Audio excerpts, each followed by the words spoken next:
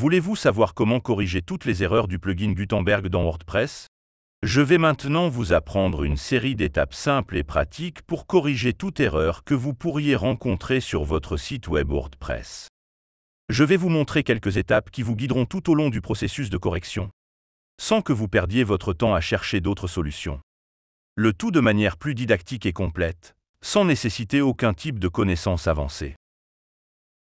Voici une étape très importante que vous ne pouvez pas négliger.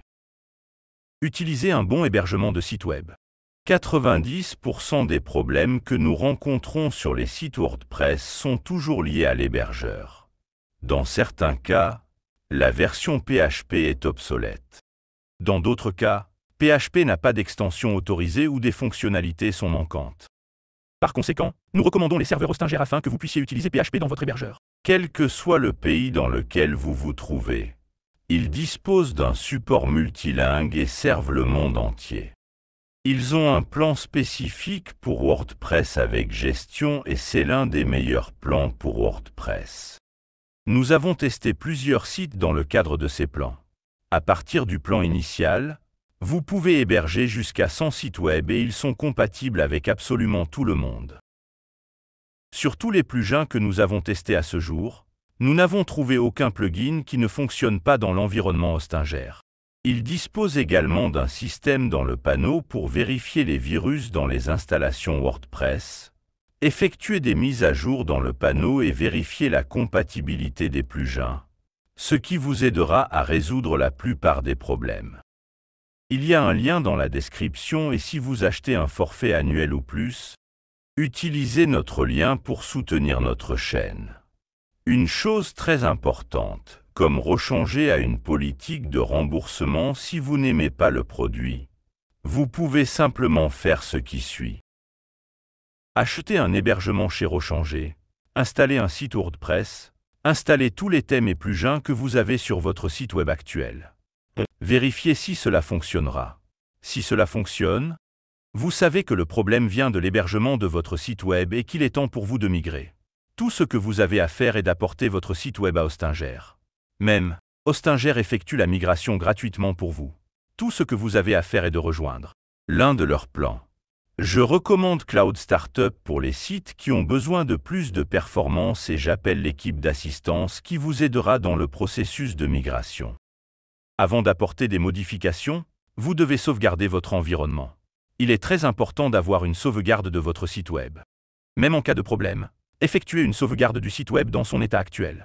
Vous pouvez demander à l'équipe d'assistance de votre société d'hébergement ou vous pouvez embaucher Hostinger, lien dans la description, et vous pouvez avoir leur sauvegarde automatique.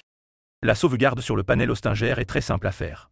Je vais enseigner ici et presque toutes les sociétés d'hébergement sont identiques. Dans le panel de votre hébergeur, vous accédez au fichier et vous aurez l'option de sauvegarde. En arrivant ici à l'option de sauvegarde, je peux cliquer sur Créer une nouvelle sauvegarde. Je viens de sélectionner, il m'avertit qu'il va écraser la sauvegarde précédente, continuer et il commence à créer ma sauvegarde. Je dois attendre que cette sauvegarde soit terminée. Je peux donc commencer à apporter les modifications qui résoudront les problèmes liés au plugin et au thème de mon site web. Ok, sauvegarde terminée. Vous pouvez maintenant accéder à votre site web et apporter les modifications nécessaires. Si vous rencontrez un problème, il est très simple de restaurer la sauvegarde. Vous pouvez venir ici pour restaurer le site web. Sélectionnez la date de la sauvegarde que vous avez effectuée. Cliquez sur Restaurer et il effectue tout le processus. Ceci chez Hostinger. Si vous utilisez une autre société d'hébergement, contactez simplement le support technique et il vous aidera à résoudre le problème et à effectuer une restauration si nécessaire. C'est la première étape pour résoudre les problèmes. En fait, si vous rencontrez un problème et n'avez aucune nouvelle information sur le site, vous pouvez essayer de restaurer les anciennes sauvegardes pour voir si cela résout le problème que vous rencontrez. Une autre façon de corriger les erreurs consiste à désactiver ou à modifier le thème que WordPress utilise actuellement. Allons-y. Si vous avez accès au panneau, vous le ferez de manière très simple. Apparence, thème, sélectionnez un thème différent et cliquez sur Activer. Ainsi, le thème sera activé et cela changera toute l'interface du site. En faisant cela, vous pouvez accéder à votre site web et vérifier s'il fonctionne à nouveau. OK.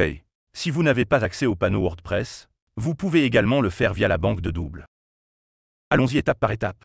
La première chose que vous devez faire est d'ouvrir votre gestionnaire de fichiers d'hébergement afin que nous puissions vérifier quels autres thèmes vous avez installés. Allez sur publica.html, allez dans le dossier WP Content, allez dans le dossier des thèmes.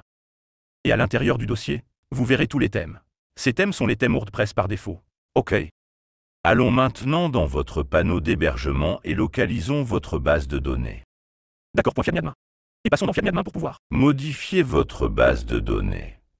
Nous allons rechercher une table WordPress chargée de changer le thème WordPress par défaut.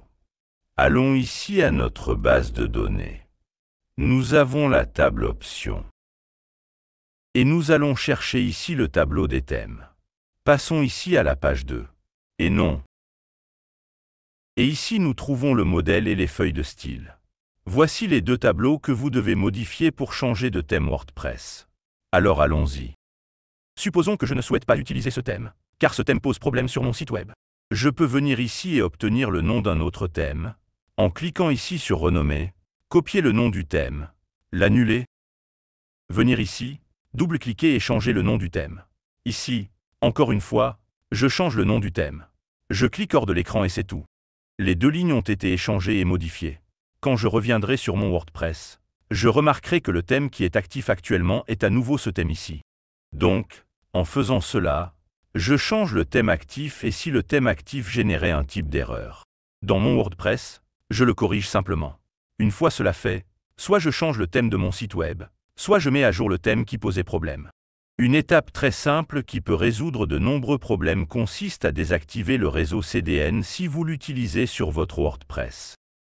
Certains plugins et thèmes peuvent rencontrer des problèmes avec le contenu disponible via CDN.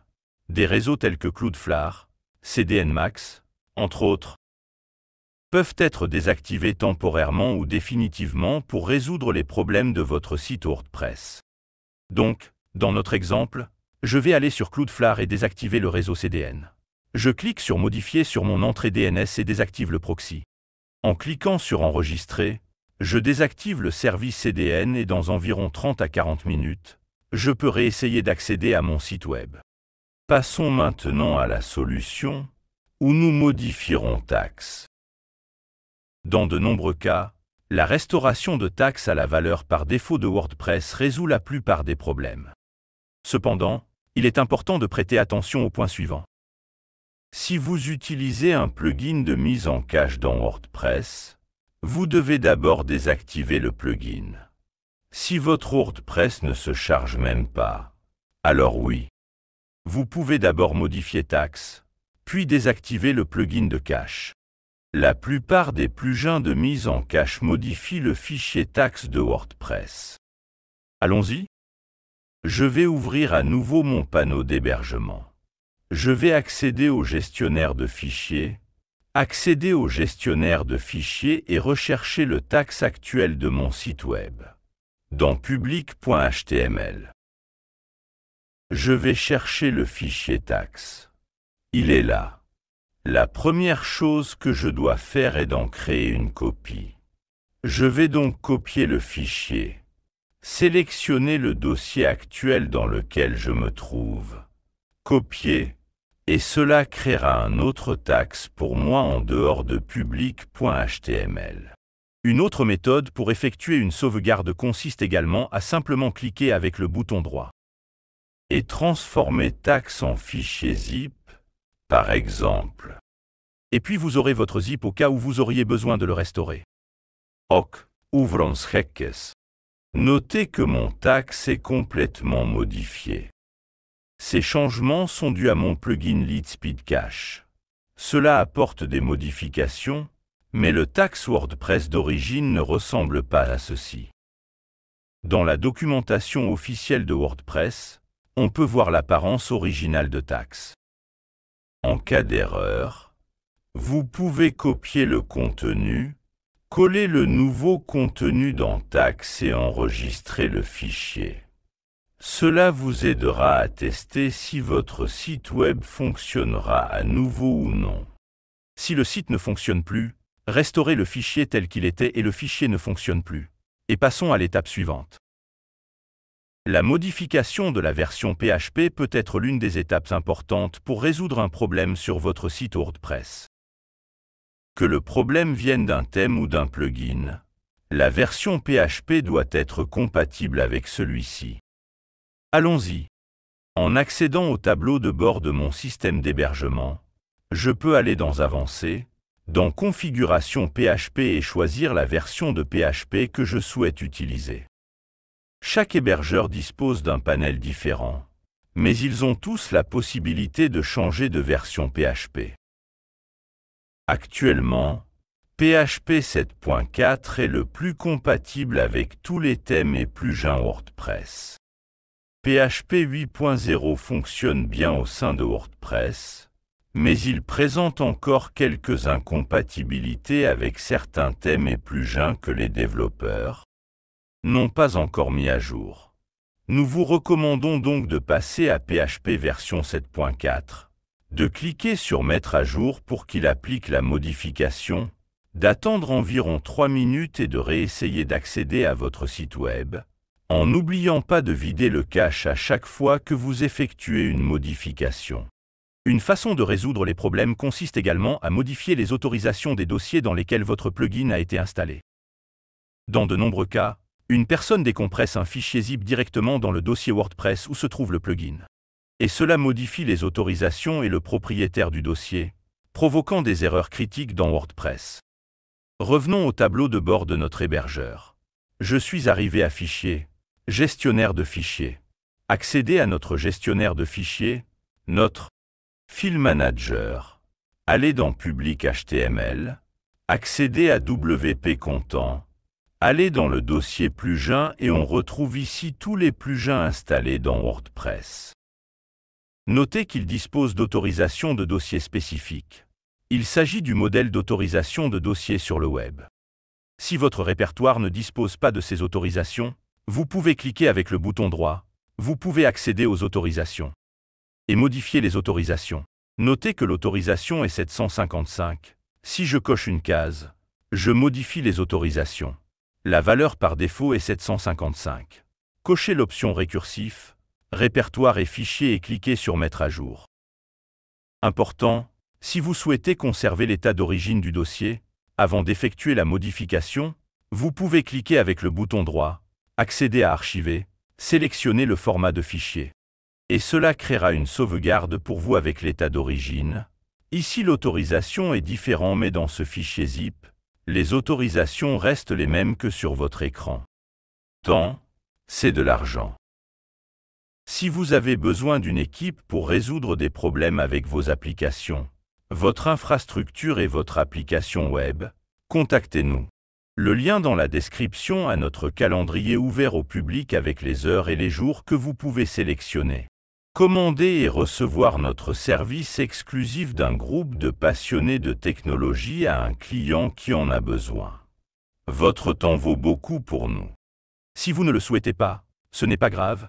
Regardez simplement la vidéo jusqu'à la fin et je suis sûr que vous pourrez résoudre votre problème.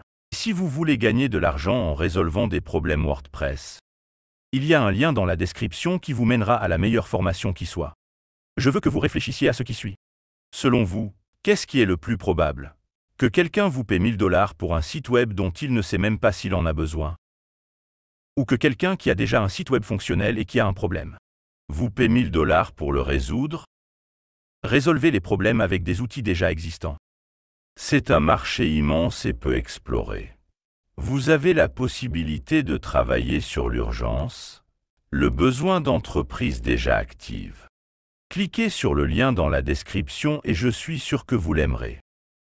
Allez, si aucune des étapes précédentes de cette vidéo n'a réussi à résoudre votre problème, je vais maintenant vous apprendre à contacter le support Gutenberg via le site wordpress.org. Allons-y. Je suis déjà ici sur la page wordpress.org. Je suis déjà sur la page des plugins. Je vais laisser tous ces liens, tout ce qu'on utilise dans cette vidéo, ici dans le premier commentaire épinglé. Allons-y. Première chose, vous accéderez à ce lien que j'ai laissé dans le commentaire épinglé. Sur wordpress.org, vous accéderez à nouveau à cette page si vous avez créé votre compte. Nous irons ici dans cette page Gutenberg. Nous irons dans le support. En entrant de la page support, on va dans la partie « Créer un sujet » et en allant ici, on va faire en premier la première chose qu'on va faire, c'est ajouter un titre. Quel sera ce titre?